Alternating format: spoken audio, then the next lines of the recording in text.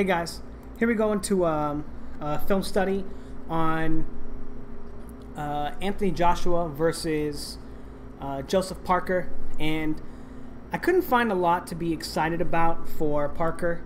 You know, he's very basic. You know, he was an Olympian and all that stuff. You know, all that jazz. I know you guys, but he seems very basic to me. I didn't see a lot to really get excited about. You know, he doesn't set his punches up well. He doesn't move off the line very well. He doesn't have like great defense. Sure, he's a decent puncher, but the fact that he doesn't set his punches up super well means that there are just a lot of flaws. You know, there's a lot of things that I think that Anthony Joshua is going to be able to really take advantage of. But first we're going to talk about, well, first off, like, comment, and subscribe. I really appreciate it. Getting new subscribers is always really exciting. I just hit 1,600 on my last video, which feels great. Comments, you know, anybody who has like comments or interest in boxing, you know, as long as you're reasonable and you don't say that I'm an idiot. You know, I know that's very common in boxing. You know, people want to assert their dominance over people. You know, like the way that to get me to think that I'm an idiot is by being mean to me or thinking that I'm wrong, rather, like in my prediction or my breakdown, is by making me feel like an idiot. That's not super appropriate, but if you guys want to like talk about boxing, man, I love talking about boxing. I love discussing ideas, you know, but I don't want to argue with nobody, so keep it civil, and like the video if you like the video. That's all good. But anyway, we're going to talk about a couple of the narratives I feel that are going to play important roles in the fight. Now, the first one is Anthony Joshua being the aggressor. I think that, you know, if you watch enough of Joseph Parker's fights, and I had to watch like 4 fights of his, unfortunately, to believe this. You know, I just couldn't believe someone with so many knockouts was moving backwards so often in his fights, but he does. He moves back a lot, you know, and I want to talk about Anthony Joshua moving forward. Now, this is at the beginning of round 1 against Eric Molina, and he's very patient, you know. Look at how much feinting, how active his guard is, right? How he's moving side to side, right? And he shoots that jab, right? And he's not in range to land that jab. That's just a jab to throw at his guard, at Eric Molina's guard, to keep him busy, right? Stop him from countering, right? At that point, they both wind up on the line at the same time, right? And it's a keep busy shot, right? So Eric Molina lands on the line, right? And Joshua understands that. He understands that they're on the line, so something has to happen. Maybe Eric Molina is going to throw a punch or whatever, you know. So he controls him, right? Gives him a little flash of the jab, right? But again, very patient. And this is at the beginning of the round. How much, even though he's patient, he's putting a lot of pressure, right? He's looking to make Eric Molina make a mistake, right? Feinting him again, feinting, and now he's using the lead hand to probe, right? And this is something I think is going to be very difficult for Parker to deal with. But the point that I'm trying to make here is that when he's putting this pressure, this, and it's not effective yet, right? He hasn't done anything with the pressure, even though he has the pressure. But it's very intelligent pressure because of the fact that it's hard for him to counter, right? And here he flashes the lead hand, gets Eric Molina to try to parry it, right, or catch the jab, and shoots a right hand to the body. You know, very patient. All of that work to land one shot, right? Now again, very patient, right? And look at how he sets these shots up, right? Sticking the lead hand, and he notices when he does that, Eric Molina sticks his hands out, right? Boom. Flashes it again, and now he's got Eric Molina leaning against the ropes. All his weight is on the ropes. He can't transition. He can't move off the ropes. There's nowhere for him to go in the immediate future, right? Boom. So he eats a body shot. He flashes the lead hand, shoots the right hand, then goes up top, controls him, right? Now, I want to talk about this for the newer subscribers, you know. When he flashes the lead hand, he gets a reaction from Eric Molina, shoots the right hand, and then right after he throws the hook and then controls him, right? So what he's doing there is it's not a punch, right? In CompuBox, this is going to be counted as a punch, right? But all he's doing is putting his hands on Eric Molina's guard to hold it there, right? So the glove hits here and it hits here, right? And it stops Eric Molina from being able to shoot a counter back, right? Because Anthony Joshua just exposed himself with the combination, right? Boom, boom, boom. And then he controls him to stop him from being able to counter. But also, if you look at the screen, this is exactly what Eric Molina is seeing, right? Well, it's a fist, right? He can't even see anything, right? Anthony Joshua could use this opportunity to set up another punch. Boom, a right hand right here, right? And it also blinds him, right? It stops him from throwing counters. It blinds him. It's just a very effective strategy. And I think that the fact that Joseph Parker is going to be moving backwards for most of this fight, and the fact that Anthony Joshua is very patient with his forward momentum, and we're just going to play these clips now while I talk. While Anthony Joshua is very patient, feinting right there, again, feinting, and this is another thing that I want to point out. Watch when Molina shoots his jab, right? And it's a probing jab, right? He's testing the waters. Anthony Joshua immediately moves back. We're going to get more into that part of the film study later with different clips, but it's very important that you can see him creating that space. Again, moving forward, patiently, probing, gets him to react, and he's able to get away from the counters, right? So if he had shot this jab as a real punch, as a hard jab, right, he may have walked right into this overhand right of Molina's, right? But because he's probing and he's getting information from him, he's able to get on the inside, right?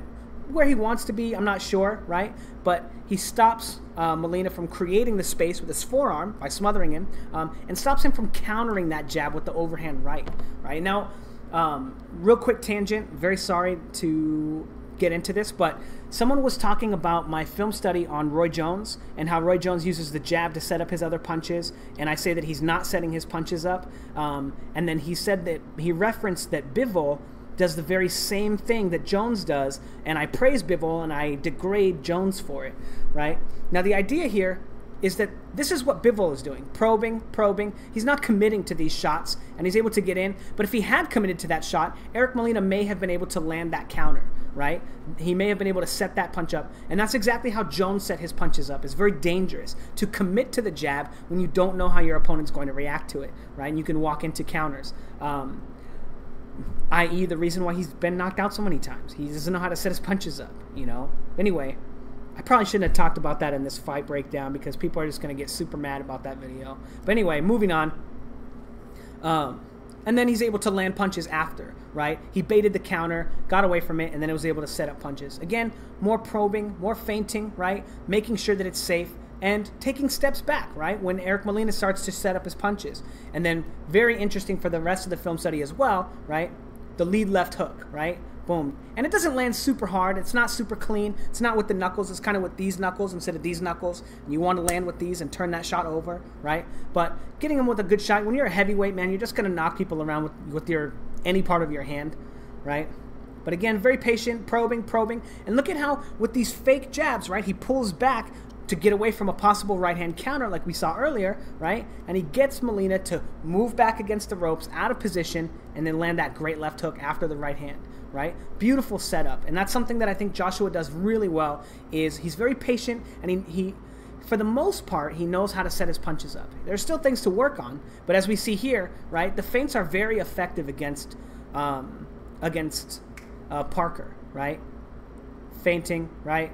Can counter him off of the feints, right? You feint, and then Parker tries to counter right there, right? And there's not a lot of clips, but again, feinting, get him to expose himself and expose his tactical advantage, right? And because of the fact that he's going to be moving backward for most of the fight, I think countering is going to be a big part of his game plan. And as we saw in the previous clips, the feinting is very effective, and Joshua is very good at the feinting and the probing. Now, we're going to talk a little bit about Joseph Parker's offense and how he sets his punches up. So I already talked about the counter punching and how I don't think it's going to be effective in this fight, right? And he's not patient with his offense. Now right here, he's just standing in front of Ruiz, right? And this was a very close fight. You know, the 3 rounds that I saw, I thought I gave them to Ruiz.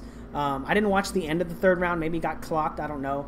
You know, but as you can see, he kind of just flashes the lead hand out, right? Very basic feint, right? Very basic, because he doesn't know how his opponent's going to react to it, right? He might take a step back. He might throw a counter punch. He might do anything, right? But he flashes the lead hand, right, in the hopes that he's going to get into the high guard, right, which he does, and he goes to the body shot, boom, boom, right? Great shots, right?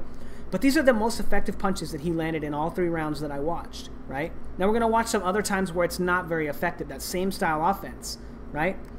Now, Ruiz just takes a step back this time, right? He's going to flash the lead hand, right? Flash it. And then he tries to throw a right hand to the body, very similar to what he did last time, and then go up to the head. but Ruiz just takes a step back, right? Again, same kind of offense from Parker, right? We'll see. So he feints with the jab a little bit, right?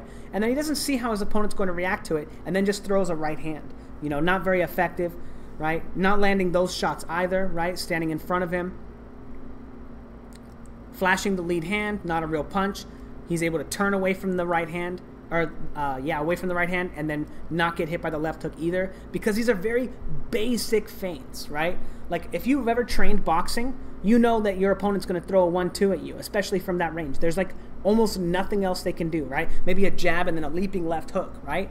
But you know that it's going to be a flash and then a right hand, right? Or a hard jab and a right hand, right? Or if you're left-handed, vice versa, right? So in that scene, Ruiz knows that he just, catch the parry, or parry the jab, or catch it, right? And then turn away from the right hand, right? Very simple. And he knows the left hook is coming after. Again, right? Parker not very good with his offense, just winging punches, right? Now this one is interesting because this was on the highlights. If you watch HBO's highlights of this fight, this right here, sticking his lead hand out there, throwing that right hand that misses, and then throwing that left hook that misses, that's on the highlights for HBO. That's how bad Parker's offense was in this fight. Again, right, just moving back, right? And it's very easy, and it's very difficult for Joseph Parker to get his offense off when his opponent doesn't stay on the line with him and stay in punching range. Now, as soon as Eric Molina starts shooting his punches right here, Anthony Joshua takes a step back, right? He doesn't get feinted out of position. He doesn't try to catch the jab, right? He keeps his guard up. He's waiting, and he just takes a step back, right? Now, you might say that Eric Molina is controlling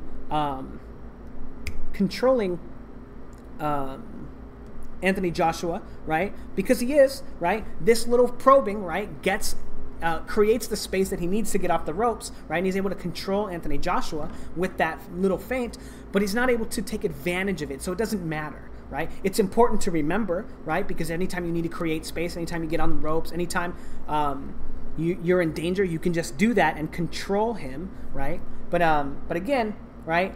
Anthony Joshua doesn't stay on the line with his opponents, and I think that that's going to make Joseph Parker's offense very difficult to land. As you can see, every time that shot comes, he just takes a step back, right? Creates some space, and it's very difficult for Eric Molina to get his offense going, and I think that Joseph Parker is going to have a very similar problem, a very, very similar problem. Now, the next part of this is kind of counterpunching, right?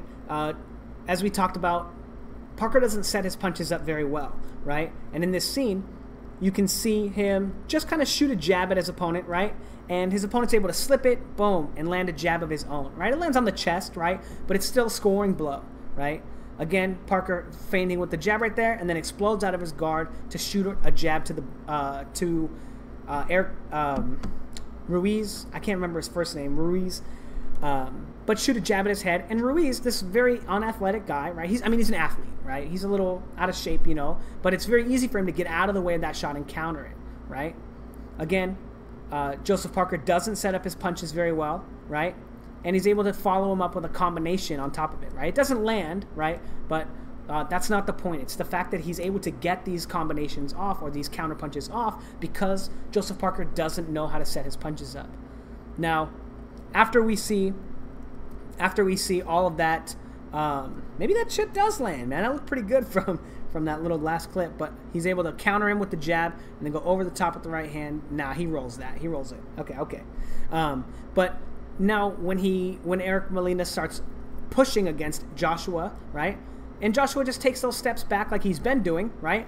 Joshua's able to come back with counters, right? So if Joseph Parker uses that kind of offense where he flashes forward and tries to throw some punches in there, right? He does have to worry about being countered. And because of the fact he doesn't set his punches up, it's going to make it very easy for a fighter like Anthony Joshua to say, hey, punches are coming, and then understand when they're not, and turn around and land some counters. And again, this next one is really good, right?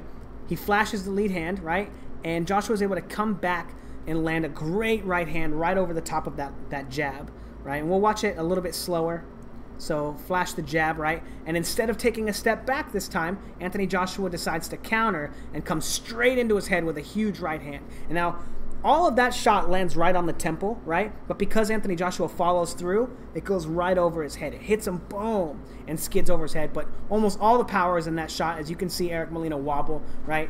And because of the fact that Joseph Parker doesn't set his punches up, I think that countering is going to be very effective against him. Creating the space first, learning the timing, very similar to what Dimitri Bivol does, right? And then, you know, being able to turn that into combinations.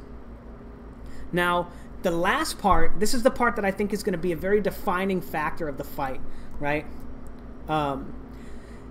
Let's see. So, Ruiz here, he's going to throw a lead left hook right here. And one of the flaws that Joseph Parker has is when the jab comes, he tries to catch it, but he brings his glove out really far, right? He's just not just catching it or parrying it on the wrist, right? But as you can see, he thinks it's going to be a jab, and he brings his hands all the way out, right? He also thinks it may be like a jab to the body, but because of the fact that he's fighting Ruiz, Ruiz went to the body a lot with his jab. But I watched 3 different fights of Joseph Parker's, and he always has this flaw where he brings his glove away from his face to catch the jab, and really far. It's very easy to bait him into the left hook, and boom, he's almost able to catch him with that left hook, right? Again, winging the left hook, he thinks it's going to be a jab, he tries to parry it, right, and still winds up eating a right hand to the body. And that one right there, that left hook, it kind of lands on the chest, right? But again, Joseph Parker doesn't have any defense for it, right? The way that he reacts with his jab, or when he thinks a jab is coming, puts him in a very bad position, right, to eat a left hook. And then this one right here, kind of a combination, not this one, kind of a combination of countering and the left hook being very effective, right? Look at Joseph Parker's lead right hand right here, how far in front of his face it is when he gets cracked with this counter left hook, right? Now Anthony Joshua is very good with the lead left hook, right? Even setting it up with a probing jab, right? To get Eric Molina to display this guard, which is something that Parker likes to do, right? Even though he doesn't land the shot, right? It's something that's very effective for Joshua. Now Joshua shoots a real jab, gets him to go into his high guard. Oh, punch is coming, and then comes around the guard with the left hook, right? Joshua does this very well, and as we see here, feinting, probing with the jab, right? And then coming in, bam, with the left hook that I think actually hurt Molina. You know, a great left hook right here. Boom. And sends him reeling into the ropes. And I think that that's something that's going to be very effective for Joshua. And that combined with his patience, his very active guard, as we watch, I'm going to rewatch the beginning of the video. As you see this very active guard, that's going to keep Joseph Parker on his heels, you know, on his back foot all night. You know, it's going to, because he understands Joseph Parker is not stupid, right? He's going to understand that his opponent's trying to set punches up, that he's trying to do something, but I don't think he's going to be able to handle the active guard of him, right? And how well Joshua sets his punches up and picks his shots, you know. And I think it's going to be this fight's going to be very similar to the one with Molina. I think it's going to be very similar, and I don't think that Joseph Parker has nearly any chance to win, not even a puncher's chance, because of the way that Joshua moves off the line. Now I know that that's kind of contrary to what some people think, because people think that Joshua has a glass chin, but he got rocked and knocked down by Vladimir Klitschko. I would say probably the biggest puncher in the heavyweight division, in any division, pound for pound. Like, that guy just hits so hard. Anytime he's able to land his biggest shots, he's able to just sleep anyone. You know, and Joshua didn't go down from that. He got up to come back and win that fight. You know, even though the stoppage was kind of like, meh, you know, it could have gone on, in my opinion. The fact that he was able to get up from Klitschko's right hands and flush right hands is more than enough for me to believe in his chin. Just like Wilder's chin against Luis Ortiz, because Luis Ortiz is a big puncher, you guys. And he was able to take those shots, come back, and still remain thinking in the fight to set up a knockout. But anyway, the active guard, the patience, right? I think he's going to have Joseph Parker in very similar situations as this, basically the whole fight. And he's going to be able to close the distance very well, as long as he's patient, as long as he sets his punches up well. He's going to have a great night. The only caveat to that is how much movement, right? Parker exhibits, right? Eric Molina's on his back foot, but at least he's still looking for opportunities to punch, right? And we're going to see how much of that Parker maintains as well, right? If Parker's interested in punching with his opponent, right? If Parker's just on his bicycle all the time and trying to pick shots and, whatever, it might be a long night for both of them. But in any case, you can only score ring generalship, and that I would still give that to Anthony Joshua. Now, the only twist to this would be if for some reason Anthony Joshua decided to fight going backwards on his own accord, But anyway, I don't think that's going to happen. This is exactly how I think the fight's going to kind of play out. And I think it's going to be a quick night. To be honest, I think it's going to be a quick night for... Well, I mean, I've never seen Parker really get hit. I don't know. Maybe he's got a chin. Maybe he's got a granite chin. But I do think that it's going to end in knockout. I don't think it'll even have to be a controversial stoppage. I think it'll be a legit stoppage. Anyway, let me know what you guys think in the comments below. If you guys know more about Joseph Parker than the 3 fights that I watched, I know he had like a lot of amateur fights and yada yada and all that stuff, but let me know if there's like a technique or something. Like, I watched a bunch of his highlight videos and it just looks like he kind of throws wild punches too, so I couldn't even find anything really like well set up or well done from him.